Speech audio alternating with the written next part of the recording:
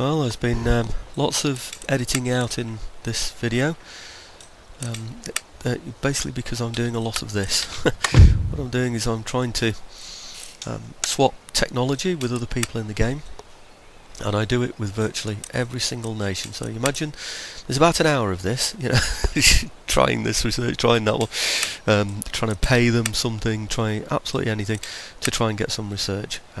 I'm struggling for research, of course. We've got one school. Our naval technology is very, very important to us, and it takes a long time to research the naval technologies that we need.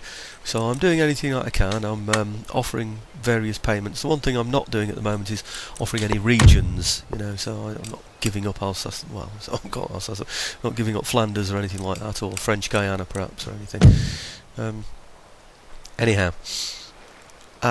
as a tip for anybody, if you're going to go to war with somebody and you want to know first of all what their level of technology is, if you go as if you're going to trade with them their technology, and you can find out exactly what they've got. So their screen will tell you this. If I was going to go to war with this nation, for instance, then you'll be able to see what they've got in addition to yours. If they've got the same as you, or they haven't got it at all, then, well, if they haven't got it, then it will show, let's say plug bayonet for instance, it will show you've got the plug bayonet, but it won't show that they've got plug bayonet. If they've got the ring bayonet, for instance, you haven't, it will show the ring bayonet in theirs, and then of course just the plug bayonet or whatever it is you've got in yours.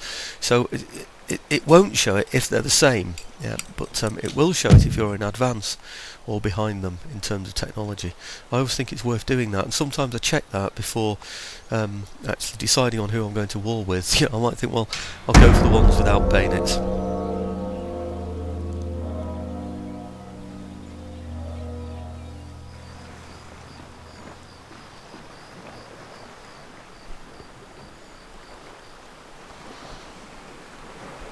Okay, so here's the year end, the British movement.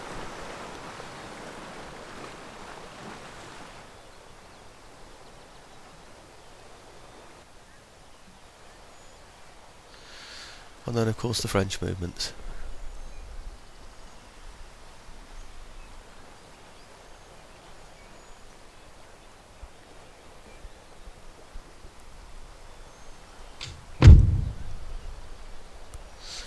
Just telling me what's happened this turn.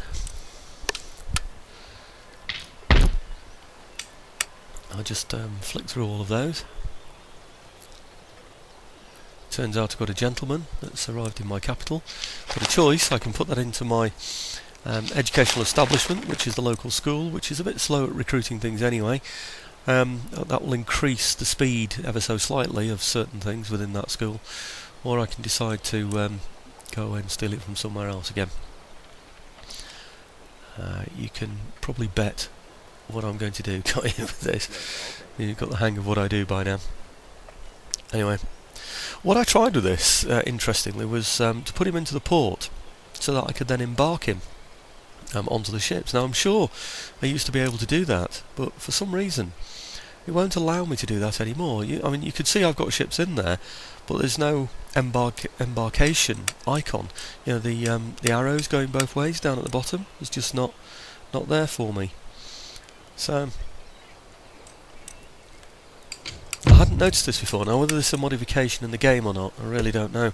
I can imagine, say, spies can't go through a port, or even that's dodgy, really. But they should be sort of picked up at some sort of discreet place further down, but from the port. But a gentleman, I don't see why he can't really embark from a port.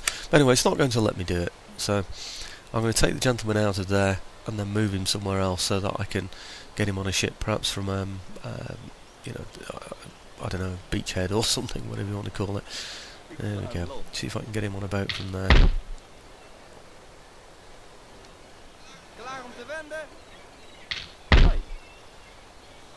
Yeah, sure enough, I take the man out of the port, I take the ships out of the port, and now I can get my gentleman on board. So there's a tip for you: if you want to get a gentleman onto a fleet, you need to take him from a land side and not a port side.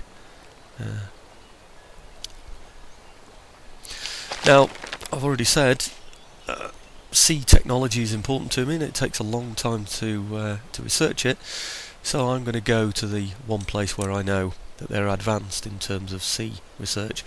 I went to Prussia, if you remember, to get military technology, and got plugged bayonet from there, because I know that they're in advance with their military technology normally. Unfortunately, they got taken over by Austria, and their technology has gone onto a back foot, which is a real shame, because often going for Prussia will put you in advance of everybody else as you just follow them around. Well, everybody but Prussia, of course. Yeah. Okay. So, same with the British. They have an advantage with their naval technology, and they do tend to improve it as well. So we're going to go into there and see if we can steal from the British. Well, I should say, shouldn't really say steal from my allies, should I? I should say, share in joint research. Okay. Quick look again over to the Americas, if you remember what we're doing over here. Well, just there, that's where our school is. We've put a gentleman into the school.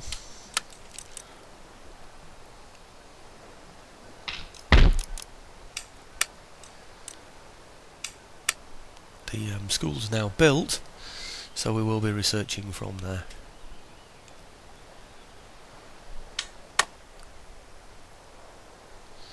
As a matter of interest, we're in the winter of 1707 now.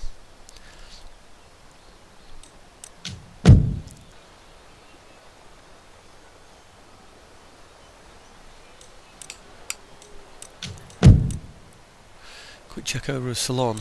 Now you remember that big French fleet that came, well, I say big, but big enough, nice ships in it, 4th rate was one of them, that was carrying that army. I think he had about 5 army units on there and 6 ships.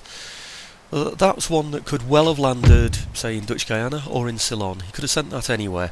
He sent it all the way around Britain and attacked Amsterdam, as you remember. That's really the reason why I've kept this fleet all of this time in Ceylon, just sitting there doing nothing. Only 2 army units there with troops inside the capital there, just a couple of units, or 1 unit in there and then 1 in the port. If you remember, I said it prevents people landing a fleet there and embarking an army and attacking you immediately in that one go. So I would have had an opportunity had he attacked me there, because I've got the port defended, to perhaps raise another unit or 2 before his attack finally went in, and that might have made a difference depending on what sort of troops he sent in. I've got a bit more confidence now. I hope it's not ill-founded, but I've decided that I'm going to use this fleet now to there you go, put the troops in there to prevent a landing in the port. And I'm putting that fleet, the Ceylon fleet now, over onto one of the trade routes so that I can raid it, improve my income that way. I've not done that up until now in the game, like I said, because I wanted to defend Ceylon from one of those sudden attacks, and they do happen. Sudden fleet, large army on it. With a new modification, they will embark and they will take Ceylon, and it's a lot of money to lose, I'm afraid, for my economy. So we're approaching the end of winter 1707. Not a very eventful year.